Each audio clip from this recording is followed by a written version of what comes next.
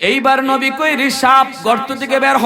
নবীর আদেশ পাওয়া মাত্রই সাপটা গর্তের ভিতর থেকে বের হয়ে আসলো। নবীজি বলতেছেন, সাপরে বল, কেন তুই আমার আবু বকরের পায়ে কামড় দিলি? মুহূর্তের ভিতরে আল্লাহ পাক সাপের জবান আল্লাহ খুলে দিয়েছেন। সাপ ডাক দিয়া কয়, ইয়া রাসূলুল্লাহ, নবী গো, আমি মাপ চাই, আগে আমার মাফ করেন গো নবী।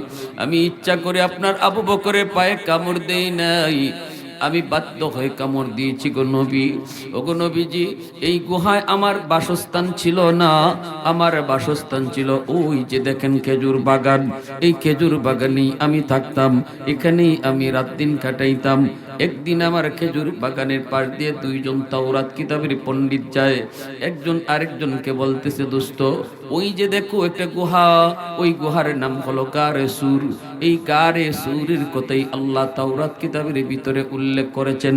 এই সেই গুহা, যেই গুহায় আখেরি নবী হিজরতের রাতে অবস্থান করবেন। এই সেই গুহা নবী গো, আমি তাদের কথাগুলা শুনে ফেলেছিলাম।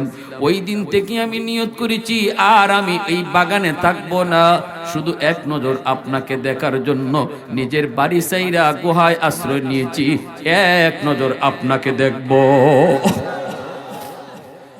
আমি বেশি দূরেও যাই না গো নবী, বেশি দূরে যাই না, খাবারের জন্য বেশি দূরে যাই না।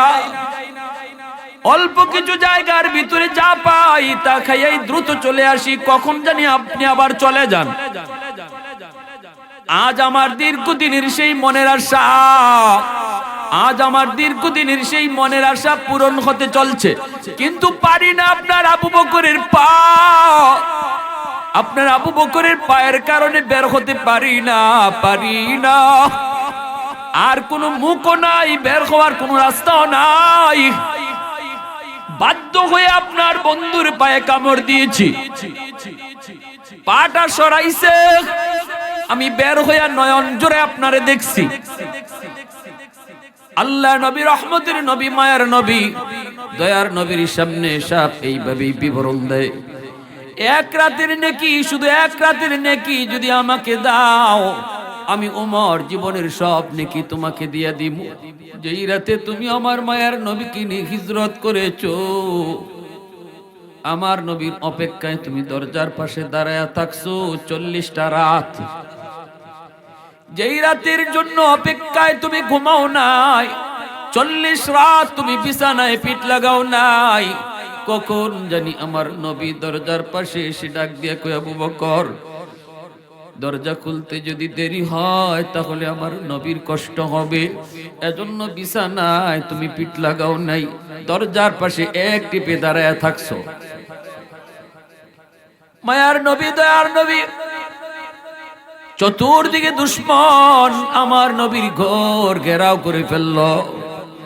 আল্লাহ বলতেছে, বন্ধু, আজ রাত তুমি হিজরত করবে আজ রাত। আল্লাহর নবীকে আল্লাহ, যাবো কোথায়? আল্লাহ কই, যাও আবু বকরের কাছে যাও। আল্লাহর নবী কয়, আলী, আমার বিছানায় তুমি চাদর মুড়ি দিয়ে ঘুমাও, দুশ্মনদের কিছু আমানত আমার কাছে রয়েছে, আমানত নিয়ে যদি আমি নবী চলে যাই তাহলে দুশ্মনরা বলবে মুহাম্মদ আমাদের আমানত নিয়ে চলে গেছে। না না, আমানত গুলি তুমি তাদেরকে বুঝাইয়া দিও, এই যে নাও অমুকের এই জিনিস, অমুকের ওই জিনিস। নবীজি আমানত বুঝাইয়া দিয়ে যাচ্ছেন আলীর হাতে। কত গুরুত্ব নবীজি দিয়েছেন আমানতদারি। লা ঈমানা লিমাল্লা আমানাতালা, লা ঈমানা লিমাল্লা আমানাতালা, লা ঈমানা লিমাল্লা আমানাতালা। নবীজি বলেন, যার আমানতদারি নাই তার ঈমান নাই, যার আমানতদারি নাই তার ঈমান নাই, যার আমানতদারি নাই তার ঈমান। আল্লাহ নবী বলে, আলী, বিছানায় তুমি শুয়ে পড়ো, আর দুশ্মনদের আমানত আমি তোমাকে বুঝাইয়া দিলাম। নবীজি, আল্লাহর নবীকে দুশ্মনরা এতটাই বিশ্বাস করত, আসছে নবীকে হত্যা করার জন্য যারা, এরাই নবীর কাছে তাদের টাকা পয়সা, স্বর্ণ অলংকার আমানত রাখত।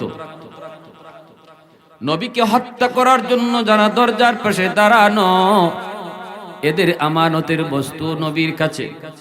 আল্লাহর নবী আলী কি বুঝায় দিয়ে বলেন, আলী আমার বিছানায় তুমি শুয়ে পড়ো। রিক্স আছে, হাই রিক্স। ওরা তোমাকে মুহাম্মদ মনে করে হত্যা করে ফেলতে পারে।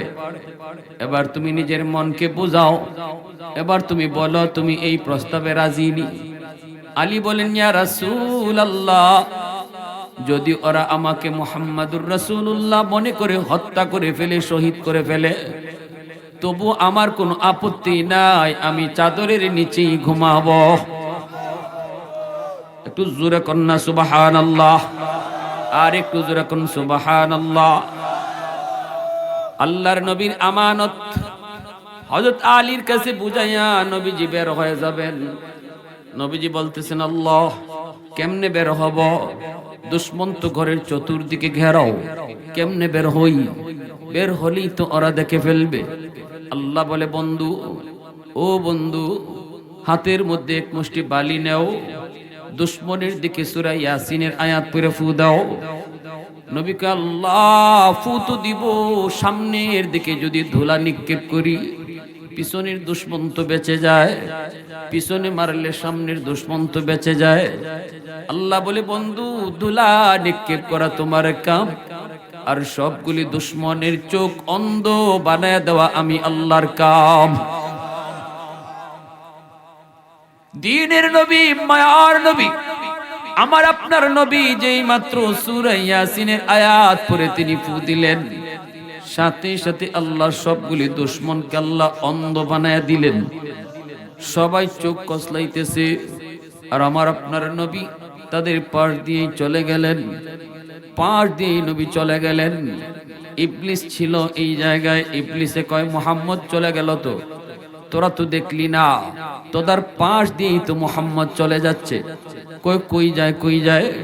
সবগুলি দুশমন চোখ কসলায়। এই মুহূর্তে মায়ার নবী তাদের পাশ দিয়েই চলে গেলেন।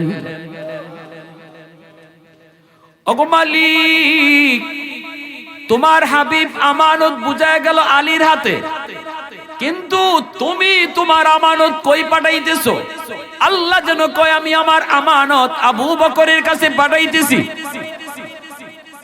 দ্বীনের নবী, মায়ার নবী, রহমতের নবী সিদ্দিক আকবরের দরজার সামনে এসে দাঁড়ালেন। নবীজি দাঁড়ায় আস্তে করে নক করলেন, আবু বকর। সাথে সাথে সিদ্দিক দরজা খুলে দিলেন। আল্লাহর নবীকে, আবু বকর, এত আস্তে করে ডাক দিলাম, এত আস্তে করে ডাক দিলাম, পিছনে দুশমন আমার পিছনে ধাওয়া করে। আবু জাহেল ঘোষণা দিছে, মুহাম্মদকে যে ধরতে পারবা 100 উট পুরস্কার। সবগুলি দুশমন পিছনে পিছনে ঘুরে আমি নবী আস্তে করে একটা টোকা দিলাম। আস্তে করে আবু বকর বললাম, কেমনে তুমি দরজা খুলেছো? তুমি কি ঘুমাও নাই? এত গভীর রাত, তাম দুনিয়া ঘুমায় আছে, মানুষজন ঘুমে, পাকপাখালি ঘুমে। আবু বকর কেমন করে দরজা খুলেছো? সাথে সাথে সিদ্দিক চোখের পানি ঝরায় কয়, নবী গো, 40 দিন আগে বলেছিলেন আবু বকর, যে কোনো এক রাতে তোমাকে নিয়ে আমি নবী হিজরত করব। সতর্কতাই মনে পড়েনি গো নবী? আজ থেকে 40 দিন আগে আল্লাহ রসুল কয়, হ। সিদ্দিক বলে, সেই দিন থেকে কোন রাত আমি বিছানায় পিঠ লাগাই না। দরজার পাশে দাঁড়ায় দাঁড়ায় অপেক্ষা করি, কখন জানি আমার নবী, মায়ার নবী দরজার পাশে এসে ডাক দেয়। সেই ডাকের অপেক্ষায় আমি দাঁড়ায় দাঁড়ায় সারা রাত কাটায় দেই। হযরত ওমর বলতেছে, কান্দে আর কই ওমর, ওমর কান্দে আর কই আবু বকর, ওই একটা রাতের নেকি, ওই একটা রাতের নেকি শুধু আমি ওমরকে দিবানি, আমি ওমর জীবনের সব নেকি তোমারে দিয়া দিমু। আমার মায়ার নবীকে নিয়ে রওনা দিয়েছো, নবীকে নিয়ে তুমি গারে সুরে আত্মগোপন করবা। ওই তো সেই পাহাড়, এত উঁচু পাহাড়, পাহাড়ের উঁচুতে সেই গার, সেই গুহা হলো পাহাড়ের উঁচুতে। আমার নবীকে নিয়ে তুমি পাহাড়ের নিচে অবস্থান করেছো। নবীকে বলেছো, নবী গো, পাহাড় বেয়ে বেয়ে সেই গুহায় পৌঁছতে আপনার বড় কষ্ট হবে, আপনি আমার পিঠে উঠেন। আমার রহমতের নবীকে নিজের পিঠে উঠাইয়া তুমি নিজে পাহাড় বায়া বায়া সেই গুহায় গিয়ে পড়ছ। সেই গুহার কিনারায় যেও তুমি নবীকে আগে ঢুকতে দাও নাই। আল্লাহ নবীকে গুহার মুখে দাঁড় করায় তুমি বলছো, নবী গো আপনি এখানে দাঁড়ান, আমি গুহাটা একটু পরীক্ষা করে আসি। এই গুহার ভিতরে কোনো জীব জানোয়ার আছে কিনা, হিংস্র কোনো পশু পাখি আছে কিনা। যদি ক্ষতি হয় আমি আবু বকরের ক্ষতি হোক, আমার যদি ক্ষতি হয় উম্মতের তেমন ক্ষতি হবে না। কিন্তু নবী গো আপনি যদি আগে ঢুকেন, আপনার যদি কোনো ক্ষতি হয় গোটা উম্মত হালাক হয়ে যাবে।